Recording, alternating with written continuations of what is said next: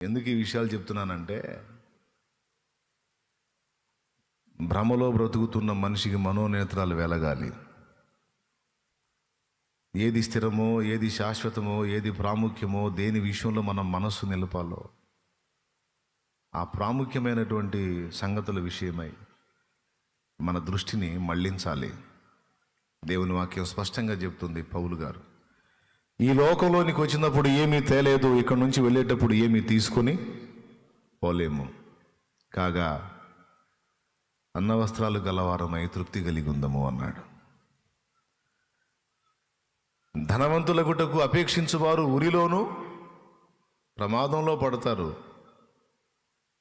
ఏదో సాధించి, ఏదో సంపాదించి, ఎవరికో ఇచ్చి, ఏదో చేయాలి, ఏదో పొందాలనే ఆలోచన వద్దు.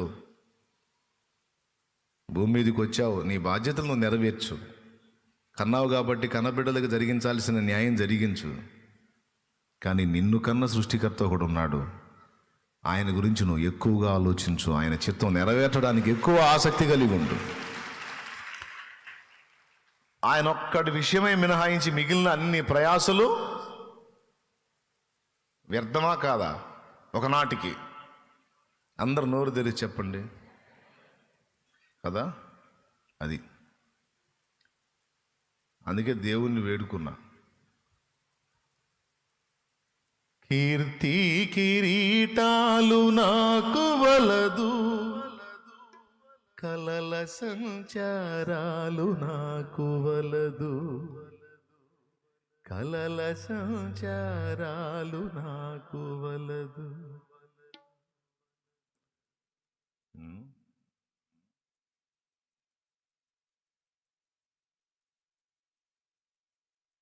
చాలా స్టోరీస్ రియల్గా నా కళ్ళారా ఇప్పటికి చూస్తున్నా కూడా, ఇప్పటికి కూడా చూస్తానే ఉన్నా. ఆయన ఒక ఆయన నాకు తెలిసి, ఒక ఆయన జీవితం అంతా పాపం అంకితం చేశాడు. చివరాఖరికి వచ్చేటప్పటికి ఒక అనాథలాగా మారిపోయాడు. ఎందుకులే ఇప్పుడు అవన్నీ చెప్తే తెల్లారిద్దిలే. కానీ ఇది మళ్ళీ ఒక పాయింట్ మీకు అర్థమైంది కదా. ప్రభునందు ప్రయాస వ్యర్థం కాదని ఎరిగి, దేవుని సేవ చేయటం, దేవుని కొరకు బ్రతకటం అనేది వ్యర్థం కాదని ఎరిగి, దాని విషయమై ఎప్పటికీ ఆసక్తి కలిగి ఉండండి అన్నాడు. నువ్వు ఆసక్తి పెడితే దేని మీద పెట్టాలి? దేవుని మీద. కష్టపడితే ఎవరి చిత్తం కోసం కష్టపడాలి? దేవుని చిత్తం కోసం. అయితే ఇక వినండి జాగ్రత్తగా. ఇక్కడ అన్నాడు, స్థిరులను కదలని వారు అయి ఉండి ఎప్పటికీ ప్రభు కార్యాల విషయమే ఆసక్తి కలిగి ఉండండి అన్నాడు. దానికి లాజిక్ కూడా చెప్పాడు. ప్రభువునందు మీ ప్రయాస వ్యర్థం కాదు. సైతాను భ్రమ పుట్టిస్తాడు నీకు అప్పుడప్పుడు. ఈ కష్టమంతా ఒట్టిగా పోతుందేమో, ఈ కష్టమంతా వ్యర్థమవుతుందేమో అని భ్రమ పుట్టిస్తాడు. వాడు పుట్టించే భ్రమను లక్ష్య పెట్టొద్దు. ప్రభువునందు నీ ప్రయాస ఎప్పటికీ వేస్ట్ కాదు నాయన. ఏదో ఒక రీతిని నీకు తప్పకుండా దాని ప్రయోజనం, దాని ఫలం దక్కుతుంది. అది ఖచ్చితంగా నువ్వు పొందుతావు అనేది దేవుని వాక్కు. అయితే దాని విషయంలో ఇప్పుడు నేను ఇలా ప్రసంగం చేశాను, నిజమే. దేవుని కార్యాల గురించి కొంచెం ఆలోచించాల్సిందే, ఆసక్తి కలిగి ఉండాల్సిందే అని మనసు దృఢపరుచుకొని కొంతమంది దేవుని కొరకు బ్రతకడానికి తీర్మానం చేసి తమ మనసులో దేవునికి పెద్ద స్థానం ఇస్తారు.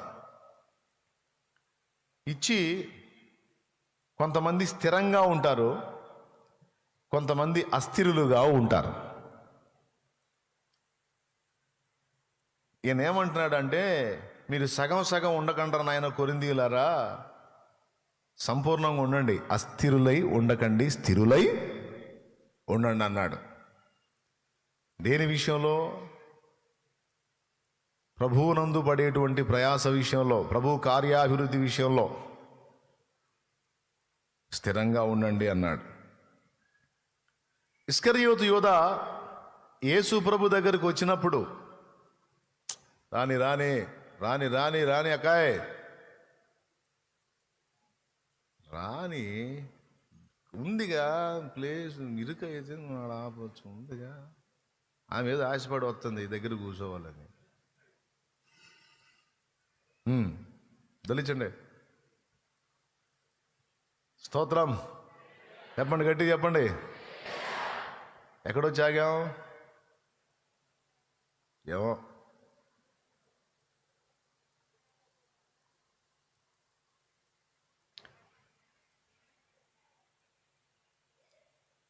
ఇప్పుడు ఏడ ఆగానన్నది అడుగుతున్నా. దేవుని యందు ప్రయాస తెలుసులే కానీ ఏడ ఆగా? ఇస్కరియోతు యోధా గురించి మొదలుపెట్టా, మరి వదిలిపెట్టారేమండి మీరు? దేవుని దగ్గరకు వచ్చినప్పుడు అపోస్తలులతో పాటు తాను ఒక అపోస్తలుడుగా వచ్చి దేవుని పనిలో ఇన్వాల్వ్ అయ్యాడు. యేసు ప్రభు శిష్యుల్ని పంపించి రోగులను స్వస్థపరచండి, దయ్యములను వెళ్ళగొట్టండి, ఇలా చేయండి అలా చేయండి అని వాళ్ళని పంపినప్పుడు ఆ 12 ఇస్కరియోతు యూదా అనేవాడు కూడా ఒకడు అని మర్చిపోవద్దు. యూదా ఆరంభం దేవుని చిత్తం నెరవేర్చడం కోసం, ప్రభు కార్యం కోసం నేను ప్రయాసపడాలనే స్టార్ట్ అయింది. కానీ మిగిలిన 11 మంది అలానే ఉన్నారు. కానీ ఈ ఒక్కడు మాత్రం ఎందుకు చెదరిపోయాడు, ఎందుకు తొలగిపోయాడు? ప్రభు కోసం బతకాలి, ప్రభు చిత్తం చేయాలి, ప్రభు ఆజ్ఞ కోసం పరిగెత్తాలని పరిగెత్తాడు కూడా, కొంత ప్రయాస పడ్డాడు కూడా. ఇంత చేసినోడు అసలు యేసు ప్రభుని అమ్మేసేయాలి అన్న పరిస్థితికి ఎలా వెళ్ళాడు? ఊహించండి మీరు. యేసుతోనే ఉన్నాడు, యేసుతోనే తిన్నాడు, యేసుతోనే పరుండాడు, యేసుతో ప్రయాణం చేశాడు, యేసు కార్యాలు చూశాడు, యేసు బోధలు విన్నాడు. తమ్ముడు, హలో, అవునా? మరి ఇంత చేసినోడు అసలు అంత దారుణంగా ఎలా మారాడు? అంచనా వేయండి, అసలు సాధ్యమేనా? కానీ మారిపోయాడు. అట్లా ఏం జరిగింది? ఎందుకు అలా అయింది? ఇస్కరియోతు యోధా అంత దారుణంగా చెడిపోవడానికి గల కారణం ఏంటి? దేవుడు పిలిచిన ఆ పిలుపులో, దేవుడిచ్చిన ఆ పరిచర్యలో స్థిరంగా లేకుండా తొలగిపోవడానికి కారణం ఏంటి? ఎంత గొప్ప ఆధిక్యత దేవుడిచ్చాడు అతనికంటే, ఒకసారి సీమోను పేతురు అన్నాడు, మా సమస్తము విడిచిపెట్టి మేము నిన్ను వెంబడించుచున్నాము అంటే యేసు ప్రభు అన్నాడు, నీ 12 ప్రపంచ పునఃస్థితి స్థాపన యందు మీ 12 సింహాసనముల మీద కూర్చొని నాతో పాటు పరిపాలన చేస్తారన్నాడు. ఈ మాట సాక్షాత్తు యేసు ప్రభు పేతురు అండ్ టీంతో అన్నాడు. దీనికి లేఖన సాక్ష్యం ఉంది. మత్తయి సువార్త 19:27 రైట్. రిఫరెన్స్ చదివేటప్పుడు పెద్దగా చదవాలి. మళ్ళొక్కసారి చదువు తల్లి, గట్టిగా నొక్కి చదువు. మత్తయి సువార్త 19:27. మైక్ ఇంకొంచెం దగ్గర పెట్టుకుంటే ఇంకా బాగా వినపడుద్ది. రిఫరెన్స్ వరకు మైక్ దగ్గర పెట్టుకో, తర్వాత మ్యాటర్ చదివేటప్పుడు క్లారిటీ కోసం కొంచెం ఎడం పెట్టుకో. పేతురు, ఇదిగో మేము సమస్తమును విడిచిపెట్టి నిన్ను వెంబడించితిమి గనుక మాకేమి దొరుకునని ఆయనను అడగగా, మాకేమొచ్చింది ప్రభువా? తెల్లవారుజామున 6ంటికి వస్తున్నాం, మళ్ళీ 6ంటికి పోతున్నాం నాయన. శాలేమాన్ ఏముంది, 2 మాటలు చదువుతున్నాడు, పోయి ఇంట్లో పడుతున్నాడు. మేము ఇల్లు చేరేటప్పటికి 6 అవుతుంది. దుర్మార్గుడు, మాకేం ఈయన కూడా ఇట్లా.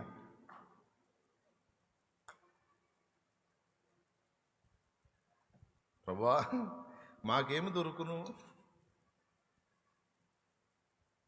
కంపు తీసేలా అనుకున్నారా? ఏంది అందరూ మౌనంగా ఉన్నారు? పొరపాటును కూడా అనుకోరు, నాకు తెలుసు. అది చూద్దాం, చూడు. యేసు వారితో ఇట్లా, నేను ప్రభువా ఇదిగో మా సమస్తము విడిచిపెట్టి మేము నిన్ను వెంబడించుచున్నాం, మాకేమి దొరుకును అని అంటే, యేసు వారితో ఇట్లా, నేను ప్రపంచ పునఃస్థితి స్థాపన యందు మనిషి కుమారుడు తన మహిమగల సింహాసనం మీద ఆసీనుడై ఉండునప్పుడు నన్ను వెంబడించిన మీరును 12 సింహాసనముల మీద ఆసీనులై ఇశ్రాయేలు 12 గోత్రముల వారికి తీర్పు తీర్చుదురు. దేవునికి మహిమ. ఎంత అద్భుతమైన వాగ్దానం అండి అది. ఏమండి, ఈ భూమి మీద ఈ జీవితం స్థిరంగా ఉంటుందా, లేకపోతే ప్రభువు చెప్పిన అది స్థిరమా? హ? ఈ మనోడు 30 వెండి నాణ్యాలకు అమ్మాడు. అవి తిన్నాడా? తీసుకెళ్ళి దేవాలయంలో పడేసిపోయి ఊరేసుకున్నాడు. ఆత్మహత్య చేసుకున్నాడండి. ఏం సాధించాడు? ఎందుకు అలా అయిపోయాడు? యేసు ప్రభు సీమోను పేతురికి వాగ్దానం చేసినప్పుడు యోధా లేడా? మీ 12 సింహాసనముల మీద కూర్చొని నాతో పాటు తీర్పు తీరుస్తున్నాయన అని చెప్పి అన్నాడు ఆయన. అంతేకాదు, ఇంకా చాలా వాగ్దానాలు చేశాడు. ఒక ధన్యకరమైన సాక్ష్యం అండి. యోధాను గురించి ఈరోజు దూషించుకోవాల్సి వచ్చింది. అపోస్తలులు మిగిలిన 11 గురించి ఘనపరిచి మాట్లాడే పరిస్థితిని దేవుడు కల్పించాడు. ఒక సినిమా హీరో, ఫేమస్ యాక్టర్ ఎవడైనా ఉంటే వాడున్న తరంలో వాడిని గుర్తెరిగిన వాళ్ళు ఘనపరుస్తారు. అబ్బో, ఆ స్టారు, ఈ స్టారు, ఈ స్టారు, ఆ స్టారు అని. వాడికంటే మించినోడు ఇంకొకడు లేవగానే ఈడి స్టార్ అంతా బార్ అయిపోయిద్ది. ఎంత స్టార్ అయినా సరే వాడికంటే మించినోడు వచ్చి ఒక వెలిగాడు అనుకో, ఈడిపై బార్ షాపులో కూర్చొని రోజు తాగుతుంటాడు. ఎందుకంటే అది తట్టుకోలేక. చాలామంది హీరోయిన్స్ చాలా మంచి బ్యూటీషియన్, మంచి అందగత్తెలు ఉన్నారు. ఒక ఆమె పోయింది, ఇంకొక ఆమె వచ్చింది, ఆమె పోయింది, ఇంకొక ఆమె వచ్చింది. ఇంకేం చేస్తారు? ఒకప్పుడు చక్కని హీరోయిన్లు, తర్వాత ఆంటీలు గాను, చిన్నమ్మలు గాను, పెద్దమ్మలు గాను, అమ్మలు గాను పాత్రలు పోషించుకొని పబ్బం గడుపుకునే పరిస్థితి. అందాన్ని బట్టి వచ్చే ఘనత, అలాగే ఒక హీరోయిజం, ఒక మనిషికి మనుషులు ఇచ్చే ఘనత ఇంతోటిదే.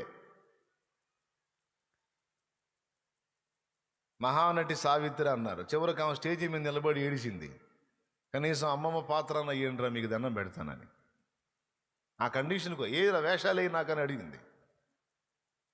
మహానటి మహానటి అని నన్ను ఎక్కడో ఆకాశానికి ఎత్తుతున్నారు. నాకు వేషాలు లేవురా నాయన. వేషాలు లేకపోతే పైసలు లేవు, పైసలు లేకపోతే బ్రతికే లేదు. వాళ్ళ గురించి మనకి ఎందుకన్నా అంటారు ఒకళ్ళు. మరి లోకంలో ఉన్న వ్యక్తుల గురించి చూపిస్తేనే మీకు పరిచయం ఉన్నోళ్ళు, బాగా పరిచయం ఉన్నోళ్ళు కదా వాళ్ళు. అందుకని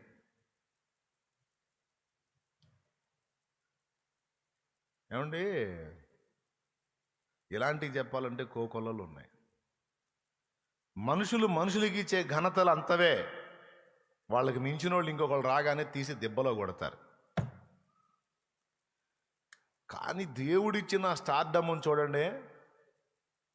1900 సంవత్సరాల క్రితం వాడు పేతురు, పౌలు, యోహాను, యాకోబు. అంతకంటే ముందటి వాళ్ళు, 1000 సంవత్సరాలకు ముందటి వాళ్ళు అబ్రహాము, ఇస్సాకు, యాకోబు, మోషే. ఒరే నాయన, ఆ ఘనత చూశారు.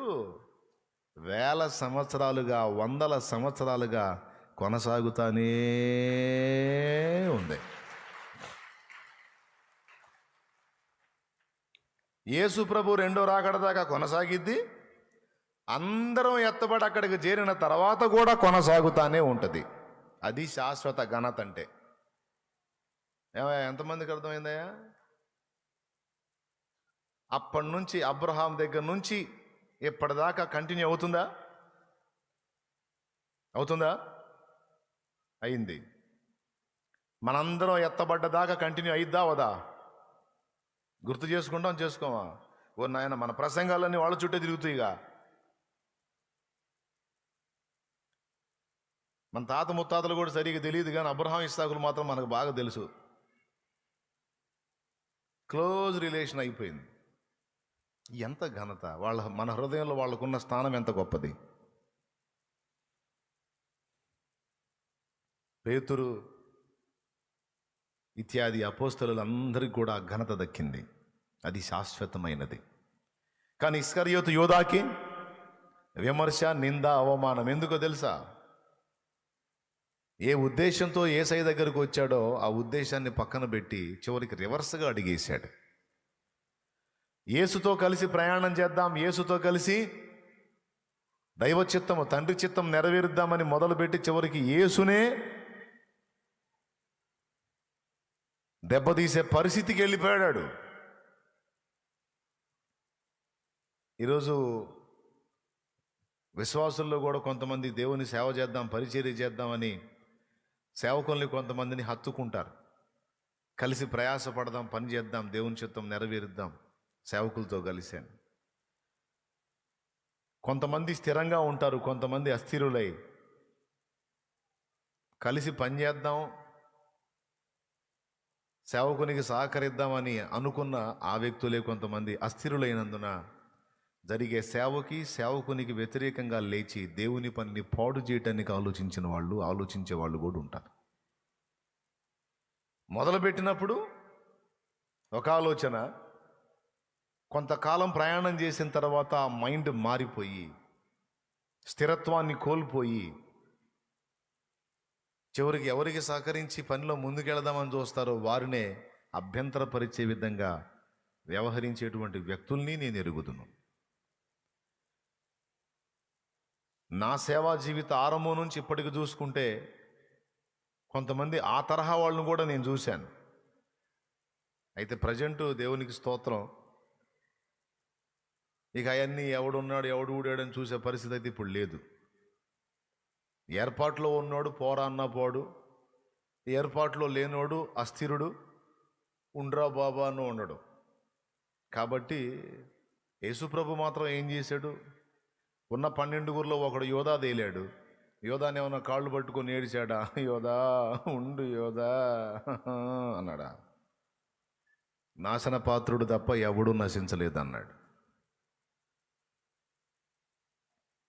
ఇంకా ఏమన్నాడు తెలుసా? 500 మంది ఆయన్ని వెంబడించారు. 5,000 మంది ఫస్ట్ 500 మందికి వచ్చారు. 500 మంది కాస్త 70 మంది, 70 మందిలోంచి కూడా అనేకులు ఆయన వదిలిపెట్టి వెళ్ళిపోయారు. చివరికి అపోస్తలులు మిగిలారు. ఆయన అన్నాడు, మీరును వెళ్ళిపోవాలనుకుంటున్నారా అన్నాడు. ప్రభువా ఎక్కడికి పోయావు అన్నాడు. ఇంక వదిలేశాడు. సరే ఉండండి అని. దేవునికి కనెక్ట్ అయిన తర్వాత ఇక ఎవడు ఉంటారు ఎవడు ఉడతారు అనేది సేవకుడు పట్టించుకోడు. ఆ మెట్టుకి వెళ్ళిపోయిన వాళ్ళు వదిలేస్తారు. ఇక నా విలువ తెలిసి నా పట్ల గౌరవం ఉండి నా మీద ఉన్న దేవుని ఏర్పాటును గుర్తెరిగి జరుగుతున్న పనిలో నాకు సహకారులైతే ధన్యులు. యేసయ్య ధైర్యం అదే. తండ్రి దగ్గర నుండి వచ్చాను, తండ్రి పంపితే వచ్చాను. ఈ భూమి మీద నేను పని చేస్తున్నా, నాతో పాటు కలిసి పనిచేసినోడు అదృష్టవంతుడు, విసర్జించినోడు దరిద్రుడు. స్తోత్రం. స్త్రీలైనా పురుషులైనా నా విషయంలో నా ఫీలింగ్ కూడా అదే. జరుగుతున్న దేవుని పనంతా కూడా ఏదో నా టాలెంట్తో, నా సామర్థ్యంతో, నా జ్ఞానంతో, నా శక్తితో చేస్తుంది కాదు ఇది. కొంతమంది అనుకోవచ్చు ఒక మనుష్య మూలంగా జరుగుతుందని, అది వాడి భ్రమ. మళ్ళీ చెబుతున్నా, అలా అనుకునేవాడికి ఒరే పిచ్చోడా, నా సొంత కుటుంబమే నా మాట వినదురా నాయన. నీ కుటుంబం వింటుందా నాన్న నీ మాట? అమ్మా నీ ఫ్యామిలీ వింటదా నీ మాట?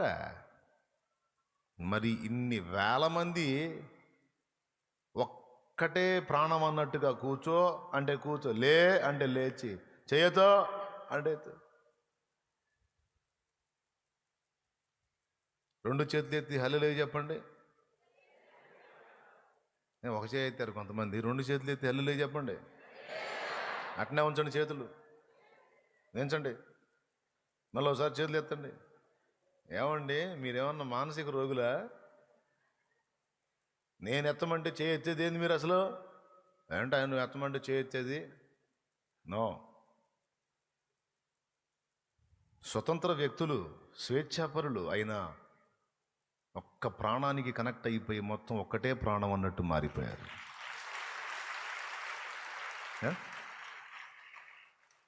అరే ఒక చిన్న ఫ్యామిలీ ఉంటుంది నీ మాట. ఒరే అబ్బాయి అట్లా కాదురా, నా మాటిని రాయాను. ఏంది నీకు గోలా అనడం? అనరా? ఎదిగిన కొడుకులు ఎదిగిన కూతుళ్ళు ఏంటి మమ్మీ నీ నస నస?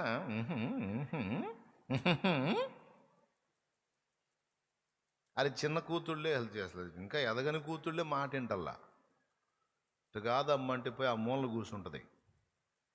అన్నది ఎందుకంటే అవి వద్దులే. పిల్లల్ని గద్దించాతి కావట్లా, పెద్దోళ్ళని గద్దించాతి కావట్లా. పెద్దోళ్ళు అయితే ఎగబడుతున్నారు, పిల్లలు అయితే అలిగి కూర్చుంటున్నారు. స్తోత్రం. అవునా కదా? ఒక చిన్న ఫ్యామిలీయే విందనానా అన్నమాట. ఇన్ని వేల మందిని ఒక్క తాటి మీద నడిపించటం అంటే అది ఒక మనిషి వల్ల అయ్యేదా అయ్యా? అమ్మా, ఎవరు జరిగిస్తే అయ్యిద్ది? ఎవరు కూర్చుంటే అయ్యిద్ది? ఎవని వాక్కు విడుదలైతే జరిగిద్ది ఇదంతా. ఇది అర్థం కాదు ఒక్కొక్కళ్ళకి. ఒక మనిషి టాలెంట్, ఒక మనుషుని సామర్థ్యం, ఒక మనుష్య జ్ఞానం అనుకుంటారు పిచ్చోళ్ళు పిచ్చోళ్ళు పిచ్చోళ్ళు. అలా ఎవడు అనుకున్నవాడు తప్పులో కాలేసినట్టే, అజ్ఞానంలో అంధకారంలో కూర్చున్నట్టే. నా విషయమై తృణీకారంగా ఆలోచించిన, అగౌరవంగా ఆలోచించిన, నా గురించి ఒక సాధారణమైన రీతిలో ఆలోచించిన వాడే నష్టపోతాడు, ఆమె నష్టపోయిద్ది ఖచ్చితంగా. ఒక మనుషుని, ఒక సామాన్యమైన మనుషుని గురించి ఆలోచించినట్టు దేవుడు ఏర్పరచుకున్న ఒక పాత్ర విషయమే ఆలోచించకూడదు. ఆలోచిస్తే ఆడే నష్టపోతాడు, ఆమె నష్టపోయిద్ది. దేవుని ఏర్పాటుకు ఖచ్చితంగా గౌరవం ఇవ్వాల్సిందే. దేవుని ఏర్పాటు ఖచ్చితంగా విధేయత చూపాల్సిందే. సౌలు ఒక దుర్మార్గమైన రాజుగా ఉన్నాడు. అయినా సరే దావీదేమన్నాడో తెలుసా? నేను అతని మీద దేవుని అభిషేకానికి రెస్పెక్ట్ ఇస్తానన్నాడు. దుర్మార్గుడైన సౌలు, తనను నాశనం చేయడానికి వెతుకుతున్న సౌలు 2 పర్యాయములు దొరికితే 2 పర్యాయాలు కూడా దావీదేమన్నాడో తెలుసా? యెహోవా అభిషేకించిన వాడరా. అతను కాదు, అతని మీద ఉన్న అభిషేకం, దేవుని ఆత్మ, ఆయనను రెస్పెక్ట్ చేయాలి. ఒక సేవకుడిని గౌరవించే విషయంలో ఎప్పుడైనా ఇది గుర్తుపెట్టుకోండి.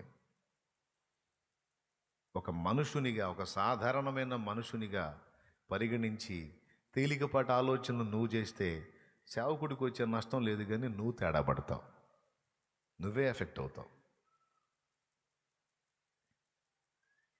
దేవుడు ఏర్పరచుకున్న పాత్రల మీద గౌరవం, ఆ పాత్రకు భయపడటం, విధేయత చూపటం అనేవి ఖచ్చితంగా ఫాలో అవ్వాల్సిందే, పాటించాల్సిందే. ఎందుకంటే ఇప్పుడు ఇక్కడికి వచ్చాను నేను కాదు, మనుషుణ్ణే నేను. కానీ ఇక్కడ ఎవరు ఏ స్థితిలో ఉన్నారో, ఎవరితో ఏ మాట మాట్లాడాలో నాకేం తెలుసండి. కానీ వేల జీవితాలు కట్టబడి దేవునికి కనెక్ట్ అయిపోయి జీవితాల విప్లవాత్మకమైన మార్పుల్లోకి వెళ్ళి ఒక స్థాయిలో నిలబడగలిగారు అంటే దేవుని ఆత్మ పనిచేస్తేనేగా. చెప్పు, దేవుని ఆత్మ పనిచేస్తేనేగా. అల్లాటప్ప ఆటలా?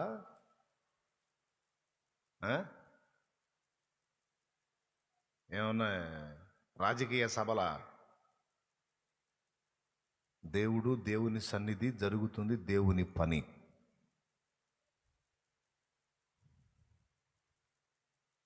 ఎట్టి పరిస్థితుల్లో కూడా ఈ పాయింట్స్ని మిస్ అవ్వకూడదు. ఆత్మీయ నాయకుని మీద ఒక్కొక్కడికి గౌరవం ఉండదు. కొంత గౌరవం ఉంటుంది, కొంత అగౌరవం ఉంటుంది, 2 ఉంటాయి. దేవునికి ఎంత ప్రేమ చూపుతామో, ఎంత రెస్పెక్ట్ చేస్తామో, దైవ ప్రతినిధిగా ఉన్న దైవ జనుడికి కూడా అంతటి ఆరాధన, ప్రేమ చూపకపోయినా కనీసపు గౌరవం అనేది ఉండాలి. నువ్వు 50 మంది సంఘ కాపరి దగ్గరికి వెళ్ళు, 50 మంది సంఘమేగా అని తేలిగ్గా చూస్తే మొహం పగిలిద్ది. చేయకూడదు అట్లా. 50 మంది ఏమో, దేవుడు ఆయన ఆశీర్వదించి వాడుకుంటే 50,000 చేయగలుగుతాడు ఆయన. ఏ కారణాన్ని బట్టి కూడా దేవుడు అభిషేకించిన వాడిని తొందరపడి తోలనాడకూడదు, ఇర్రెస్పెక్ట్గా వ్యవహరించకూడదు. అది విశ్వాసికి క్షేమం కాదు, పరిచారకునికి క్షేమం కాదు, వానికి నష్టం, ఆమెకు నష్టం. అది ఏదో రూపేణా ఎఫెక్ట్ అయింది. చేయకూడదు అట్లా. జాగ్రత్తగా ఉండాలి. కానీ ఇస్కరియోతు యోధ యేసు ప్రభు దగ్గరికి వచ్చాడు, కానీ చూస్తానే మారిపోయాడు. ఒక మనిషి అంతగా యేసయ్యని హత్తుకొని అంత దారుణంగా ఆయనను అమ్మేసే అంత దిగజారాడు అంటే ఊహించడానికి కూడా ఒక్కోసారి అందట్లా. కానీ జరిగింది అది. ఎలా జరిగింది? ఎందుకు ఇలా ఆధిక్యతను కోల్పోయి బలహీన పడిపోతారన్న దానికి ఒక కారణం చూపించి ముగిస్తాను నేను. అయితే మెట్టుకు ఒక్కటి గుర్తుపెట్టుకోండి, అపోస్తలులకు ఇచ్చిన శాశ్వత ఘనత యోధా పోగొట్టుకున్నాడు, సింహాసనాన్ని పోగొట్టుకున్నాడు, కిరీటాన్ని పోగొట్టుకున్నాడు. అపోస్తల కార్యము 1వ అధ్యాయంలో ఉద్యోగము అని మాట్లాడాడు. వాని ఉద్యోగము వేరొకడు తీసుకొనుగాక. 20వ వచనం. ఎన్నో వచనం? 20. అది 1:20. లోకంలో మనుషులు చేసే ఉద్యోగాలు 60 ఏళ్లకో 59 ఏళ్లకో రిటైర్మెంట్ ఉంటుంది. కానీ యేసయ్య ఇచ్చిన ఉద్యోగం ఊపిరి ఉన్నంత వరకు నడిసిద్ది. హలో, ఇక్కడ నువ్వు అన్నం వడ్డించే పనిలో ఉంటే ప్రస్తుతానికి దేవుడు నీకు ఇచ్చిన ఉద్యోగం అదే. పాత్రల దోమే పనిలో ఉంటే ప్రస్తుతానికి దేవుడు నీకు ఇచ్చిన ఉద్యోగం అదే. మందిరాన్ని శుభ్రపరిచే పనిలో ఉంటే ప్రస్తుతానికి దేవుడు నీకు ఇచ్చిన ఉద్యోగం అదే. ఇచ్చిన దానిలో నమ్మకంగా ఉండు, నిజాయితీగా ఉండు, యథార్థంగా ఉండు. తప్పకుండా ఒకరోజు వచ్చింది మరి ఎక్కువైన అంతస్తులోకి దేవుడు నిన్ను తీసుకెళ్తాడు. ఇప్పుడు దేవుని కృప వల్ల ఇప్పుడు పరిచారకుల్లో దాదాపు 100 మంది కంటే ఎక్కువ మంది దైవ సేవకు రెడీ అవుతున్నారు. ఇప్పుడు అదే సెమినార్ జరుగుతుంది రోజు. ఇప్పటికి 13, 14 అయినాయి. 13 రోజులు 14 రోజుల నుంచి నడుస్తుంది. అది రెడీ అవుతున్నారు. 100 నుంచి 120, 130 మంది వరకు రెడీ అవుతా ఉన్నారు. పరిచారకులే.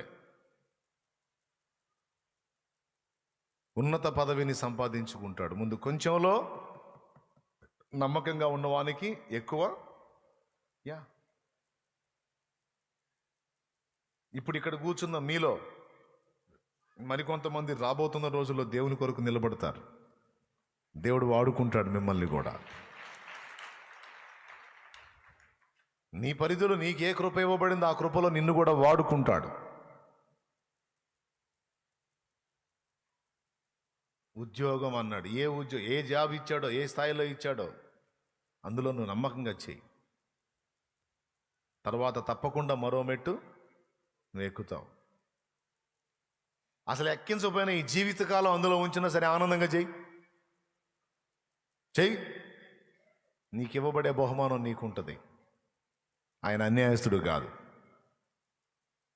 ఆయన కొరకు నువ్వు పడ్డ ప్రయాస, అంకితమై నువ్వు చేసినటువంటి సేవ, నీ నమ్మకత్వాన్ని ఆయన చూస్తున్నాడు.